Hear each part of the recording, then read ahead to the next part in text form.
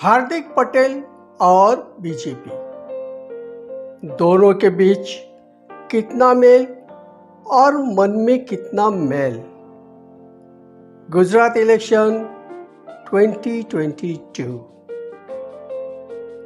एक गुजराती हार्दिक पंड्या, गुजरात टाइटंस का captain, dark horse.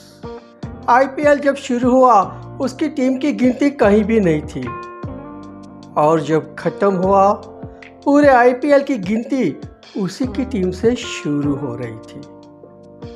बहुत बहुत हार्दिक बधाई हार्दिक पंड्या, बहुत बहुत हार्दिक बधाई हार्दिक पंड्या।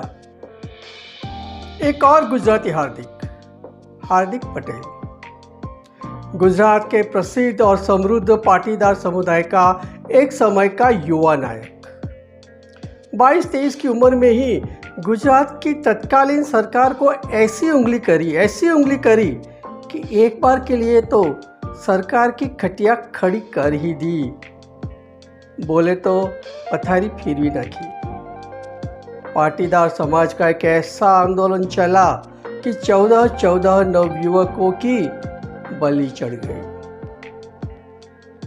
और उसका हासिल खाया पिया कुछ नहीं, गिलास तोड़ा 12 आना।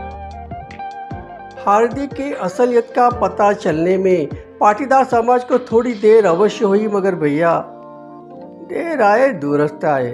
हाँ, इतना जरूर हुआ कि जीवन में कभी पॉलिटिक्स में नहीं जाऊंगा कहने वाले हार्दिक ने मौका मिलते ही गुज्जूगिरी छोड़कर गांधीगिरी धारण कर ली।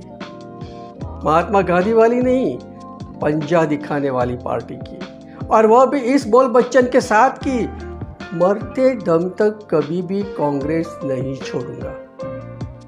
सुन मेरे बंधु रे, सुन मेरे मितवा, राजनीति में वचन देना रीति अवश्य होती है, नीति तो बिल्कुल नहीं।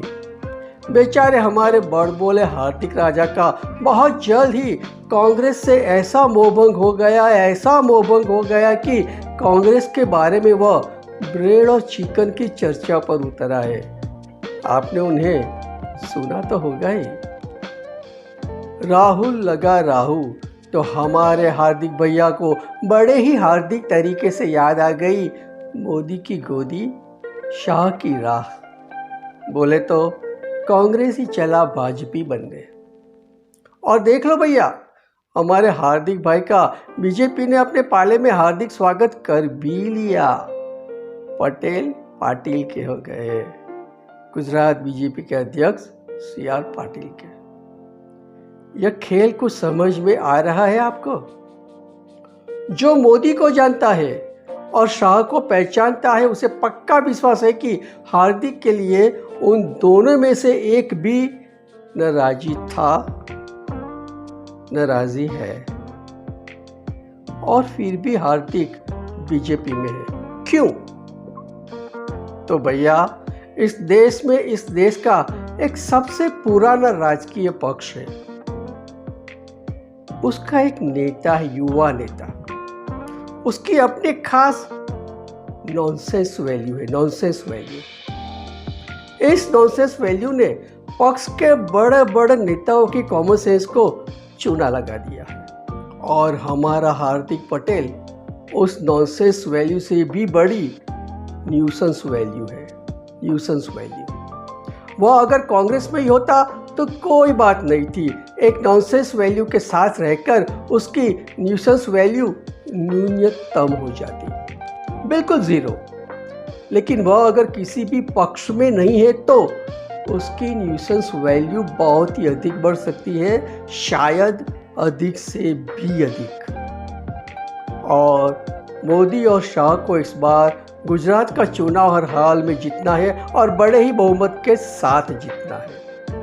इसलिए इस न्यूसेंस वैल्यू को आज़ाद रहने देने के बदले उसे अपने पिंजरे में बंद कर देना आवश्यक था। याद रखिए, हार्दिक को बीजेपी की गरज है अपनी राजनीति को बचाए रखने के लिए, और भाजपा को उसे शांत रखना है अपने चुनाव को ठीक ठाक जीतने के लिए। बाकी यह तो खुद पाटीदार समुदाय को पता है कि हार्दिक पर भरोसा करने जैसा कुछ भी बचा ही नहीं है। हार्दिक के लिए आम आदमी पार्टी के केजरीवाल भी दाना डाल चुके हैं, लेकिन हार्दिक को कानून के कुछ शिकंजों से भी बचना है और इसलिए वह मर्दानगी छोड़कर मांडवाली के मार्ग पर चला आया है। याद रखिए, उसे जब यह पूछा गया कि अतीत में उसने मोदी और शाह के बारे में जो अनाप शनाप बोला था, कहो कि जो गालियां दी थी, उसके लिए क्या वह माफी मांगेगा? हार्दिक ने कोई स्पष्ट जवाब देने के बदले तोल मोल के गोल गोल शब्द चबाए और माफी मांगने की बात उड़ा दी। लिखना है तो लिख दो, हार्दिक तब तक ही बीजेपी में है जब तक उसकी न्यूसेंस वैल्यू नियंत्रण में है। वह बीजेपी तो क्या, किसी भी पक्ष में अधिक देर तक टिकने वाला नहीं है। संसार में और खास करके राजनीति में कुछ न्यूसेंस और नॉनसेंस वैल्यूज ऐसी होती है जो कभी भी पार उतरती नहीं है। उनका काम होता है खुद डूबना और दूसरों को ले डूबना। उनसे बचने के लिए कभी कभी उनका हाथ पकड़ के उनको एक कोने में बिठा देना भी एक तरह की राजनीति ही है। समझ गए ना? जय हिंद।